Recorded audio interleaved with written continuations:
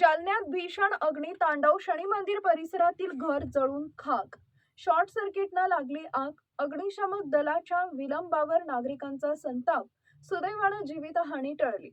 जालना शहरातील जुना जालना भागातील शनी मंदिर परिसरातील गवळी मोहल्ला इथं दुपारी 1 वाजेच्या सुमारास 2 मजली इमारतीच्या वरच्या मजल्यावर भीषण आग लागली.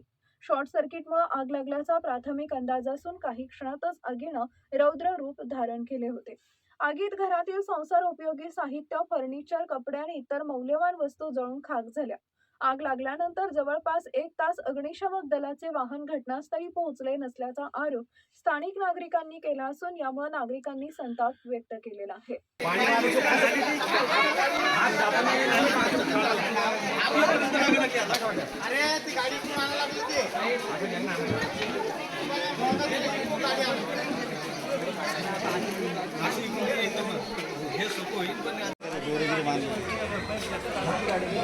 लागली कशी पण धसका लागली तिथून आनंद